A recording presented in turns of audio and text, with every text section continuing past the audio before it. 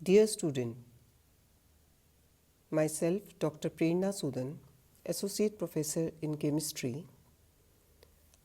Today we are talking about theory of strong electrolytes. आज हम प्रबल विद्युत अपघट्यों के नियम के बारे में बात करने जा रहे हैं। लास्ट लेक्चर में हमने Arrhenius theory of electrolytic dissociation के बारे में जाना था और यह भी देखा था कि किस प्रकार इलेक्ट्रोलाइट स्ट्रॉन्ग और वीक इलेक्ट्रोलाइट्स में कैटेगराइज्ड किए जाते हैं। हम जानते हैं कि चालकता विलयन में उपस्थित आयनों की संख्या पर निर्भर करती है और जैसे जैसे तनुता बढ़ाई जाती है आयनन की मात्रा में वृद्धि होती है और चालकता का मान भी बढ़ता है। यदि हम तुल्यांकी चालकता और सांद्रता के बीच एक ग्राफ खींचें तो चित्रानुसार हमें ये ग्राफ प्राप्त होता है। इस ग्राफ से दो बातें स्पष्ट हैं। फर्स्ट, कम सांद्रता पर स्ट्रॉन्ग इलेक्ट्रोलाइट्स जैसे कि KCl और Na2SO4 जैसे इलेक्ट्रोलाइट्स, इनके ग्राफ लगभग सीधी रेखाएं यानी ऑलमोस्ट लीनियर प्राप्त होते हैं, जबकि दुर्बल विद्युत अपघट्य अर्थात weak electrolytes for example acetic acid के लिए ये ग्राफ लीनियर नहीं होते। अतः वे इलेक्ट्रोलाइट्स जो लीनियर ग्राफ देते हैं प्रबल विद्युत अपघट्य स्ट्रॉन्ग इलेक्ट्रोलाइट्स, जबकि नॉन लीनियर ग्राफ वाले वीक इलेक्ट्रोलाइट्स कहलाते हैं। दूसरी बात जो इसमें स्पष्ट है कि तनुता बढ़ाने पर वियोजन की मात्रा दुर्बल विद्युत अपघट्यों में तो तेजी से बढ़ती है, जिससे कि तुल्यांकी चालकता में भी वृद्धि शार्प होती है, किंतु स्ट्रॉन्ग इलेक्ट्रोलाइट्स जो कि सभी सांद्रताओं पर पूर्णतया आयनित माने जाते हैं, उनकी भी तनुता बढ़ाने पर चालकता में कुछ वृद्धि ग्राफ में प्रदर्शित दिख रही है।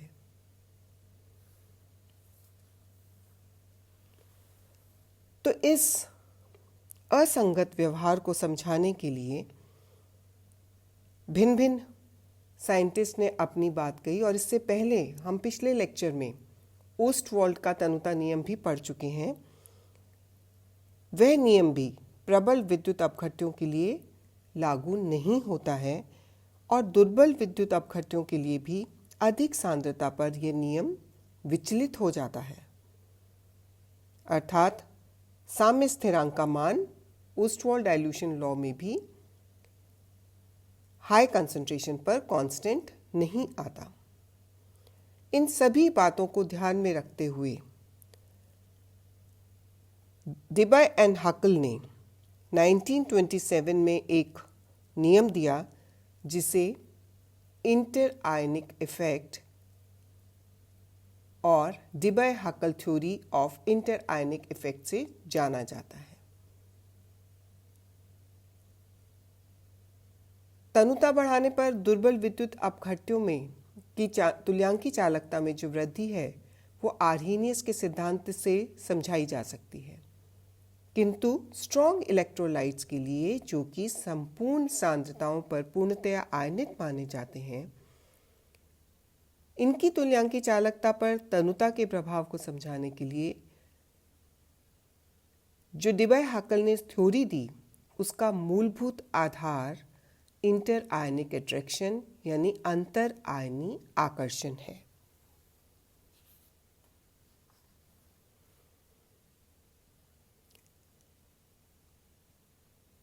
ऐसा माना जाता है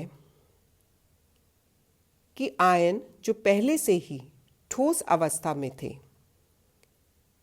वो विलयन में विचरण करने के लिए स्वतंत्र हो जाते हैं जब उन्हें तनु किया जाता है। जब यह स्वतंत्र हो जाते हैं तो विद्युत धारा का चालन करने के योग्य हो जाते हैं। विलयन का तनुकरण करने पर तुल्यांकी चालकता में वृद्धि एक्चुअली आयनिक स्पीड्स बढ़ने के कारण होती है, यानी आयनों की गतिशीलता बढ़ने के कारण होती है। जब विद्युत अपघट्य का विलयन इनफाइनाइट डाइल्यूशन पर होता है, अनंत तनुता पर होता है, तो आयन काफ़ी दूर दूर और अलग अलग होते हैं और यह एक दूसरे पर नगण्य प्रभाव डालते हैं। जब विलयन की सांद्रता बढ़ाई जाती है तब आयन पास पास आ जाते हैं और इंटर आयनिक एट्रैक्शन यानी अंतर आयनिक आकर्षण के द्वारा एक दूसरे को प्रभावित करते हैं, जिसके फलस्वरूप आयनिक स्पीड स्लो हो जाती है, इनकी गति धीरे हो जाती है और तुल्यांकी चालकताओं का मान भी कम हो जाता है। इस प्रकार बढ़ी हुई सांद्रता के साथ तुल्यांकी चालकता में कमी अंतर आयनिक आकर्षण के फलस्वरूप आयनिक चालों में कमी होने के कारण होती है, न कि आंशिक वियोजन के कारण।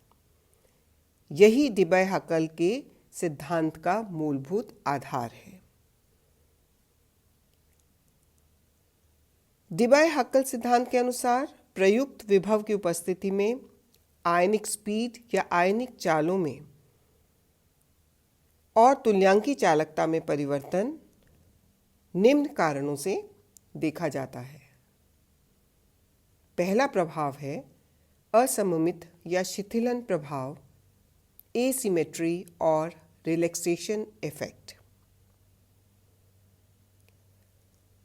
विलयन में प्रत्येक आयन विपरीत आवेशित आयनों द्वारा घिरा होता है, जैसे कि चित्र में दिखाया है। पॉजिटिव आयन के चारों ओर नेगेटिव आयनों का समूह और नेगेटिव आयन के चारों ओर पॉजिटिव आयनों का एक एटमॉस्फेयर रहता है। यह विपरीत आवेशित आयनों का समूह आयनिक परिमंडल या आयनिक एटमॉस्फेयर कहलाता है। किसी भी विभव की अनुपस्थिति में यह आयनिक परिमंडल या आयनिक एटमॉस्फेयर विपरीत आवेशित आयन के चारों ओर सिमेट्रिकल रूप से व्यवस्थित होता है, जैसा कि हम चित्र में देख रहे हैं। जब उसमें करंट पास नहीं किया गया है तो ये आयनिक एटमॉस्फेयर सिमेट्रिकल शेप में है, किंतु जैसे ही विलयन में करंट पास किया जाता है ये सिमेट्री बिगड़ जाती है। ऐसा क्यों होता है? क्योंकि आयन अपने विपरीत आवेश वाले इलेक्ट्रोड की ओर चलने लगता है। For example, positive ion cathode की ओर और एटमॉस्फेयर आयनिक एटमॉस्फेयर एनोड की ओर चलने लगता है, जिससे आयनिक एटमॉस्फेयर की सिमेट्री खत्म हो जाती है, विकृत हो जाती है या असममित हो जाती है। दूसरे शब्दों में कहें तो जो सेंट्रल आयन है उस पर आयनिक परिमंडल द्वारा प्रयुक्त आकर्षण बल चारों ओर समान नहीं होगा। आयन जिधर गतिशील होगा उधर कम और उसके पीछे की ओर अधिक होगा। और ऐसे में जो आयनिक एटमॉस्फेयर है वो गतिशील आयन की नई स्थिति में स्वयं का पुनः समायोजन या एडजस्टमेंट नहीं कर पाता है, अर्थात गतिशील आयन के साथ स्वयं को तत्काल एडजस्ट करने में इस परिमंडल को आयनिक परिमंडल को कुछ समय की आवश्यकता होती है, जिसे रिलैक्सेशन टाइम कहते हैं। ऐसे में जब पॉजिटिव आयन आगे की ओर बढ़ रहा है और जो नेगेटिव आयंस का एटमॉस्फेयर है जो कि ज़्यादा है वो पीछे की ओर है, तो ऐसे में पॉजिटिव आयन को एक इलेक्ट्रोस्टैटिक ड्रैग पीछे की ओर लगता है, एक खिंचाव उत्पन्न होता है आकर्षण बल की वजह से, जिससे आयन के इलेक्ट्रोड की ओर बढ़ने की स्पीड कम हो जाती है। आयन की चाल पर, आयनिक स्पीड पर यह जो इफेक्ट उत्पन्न होता है उसे हम असममित अथवा शिथिलन प्रभाव कहते हैं, क्योंकि यह आयनिक परिमंडल की असममिति या शिथिलन के कारण उत्पन्न होता है। ये एसिमेट्री या रिलैक्सेशन के कारण उत्पन्न होता है, इसलिए इसे एसिमेट्री और रिलैक्सेशन इफेक्ट के नाम से जाना जाता है। इसके बाद जो दूसरा प्रभाव है वो है इलेक्ट्रोफोरेटिक इफेक्ट यानी वैद्युत कण संचलन प्रभाव।